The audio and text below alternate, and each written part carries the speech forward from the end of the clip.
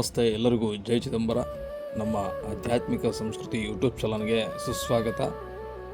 ಈ ವರ್ಷವು ನಿಮ್ಮ ಕುಟುಂಬದಲ್ಲಿ ಭಾವನಾತ್ಮಕ ಏರಿಳಿತಗಳನ್ನು ತರುತ್ತದೆ. 2026ರ ಮೊದಲಾರ್ಧದಲ್ಲಿ ನೀವು ನಿಮ್ಮ ಒಡ ಹುಟ್ಟಿದವರು ಮತ್ತು ದೂರದ ಸಂಬಂಧಿಕರೊಂದಿಗೆ ಹೆಚ್ಚು ಸಂವಾದ ನಡೆಸುತ್ತೀರಿ.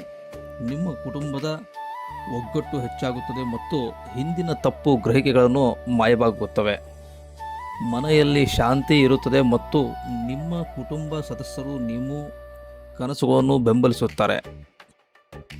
ನಿಮ್ಮ ಹಿರಿಯರಿಗೆ ಉತ್ತಮ ಜೀವನವನ್ನು ಸೃಷ್ಟಿಸುವ ಮತ್ತು ಅವರನ್ನು ನೀವು ಚೆನ್ನಾಗಿ ನೋಡಿಕೊಳ್ಳುವ ಬಗ್ಗೆ ನೀವು ಹೆಚ್ಚು ಜವಾಬ್ದಾರಿ ತಗೊಳ್ತೀರಿ.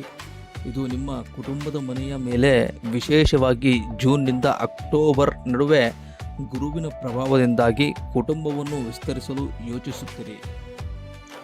ವರ್ಷದ ಅತ್ಯಂತ ವೇಳೆಗೆ ಒಳ್ಳೆಯ ಸುದ್ದಿ ಸಿಗಬಹುದು. ಶನಿಯ ಪ್ರಭಾವವು ನಿಮ್ಮ ಮತ್ತು ನಿಮ್ಮ ಹೆತ್ತವರ ನಡುವೆ ಸಾಂದರ್ಭಿಕ ಭಾವನಾತ್ಮಕ ಭಿನ್ನಾಭಿಪ್ರಾಯಗಳನ್ನು ತರಬಹುದು. ಪ್ರಮುಖ ವಿಷಯಗಳನ್ನು ಚರ್ಚಿಸುವಾಗ ನೀವು ತಾಳ್ಮೆಯಿಂದಿರಬೇಕು ಮತ್ತು ನಿಮ್ಮ ಮಕ್ಕಳಿಗೆ ಸಂಬಂಧಿಸಿದ ಹಠಾತ್ ನಿರ್ಧಾರಗಳನ್ನು ತೆಗೆದುಕೊಳ್ಳುವುದನ್ನು ತಪ್ಪಿಸಬೇಕು. 2026ರ ಕೊನೆಯ 2 ತಿಂಗಳಲ್ಲಿ ನಿಮ್ಮ ಮಕ್ಕಳು ಅಧ್ಯಯನ ಮತ್ತು ಸೃಜನಶೀಲ ಕ್ಷೇತ್ರಗಳಲ್ಲಿ ಯಶಸ್ವಿಯಾಗುತ್ತಾರೆ ಮತ್ತು ಉತ್ತಮವಾಗಿ ಕಾರ್ಯನಿರ್ವಹಿಸುತ್ತಾರೆ. ಜೈ ಚಿದಂಬರ.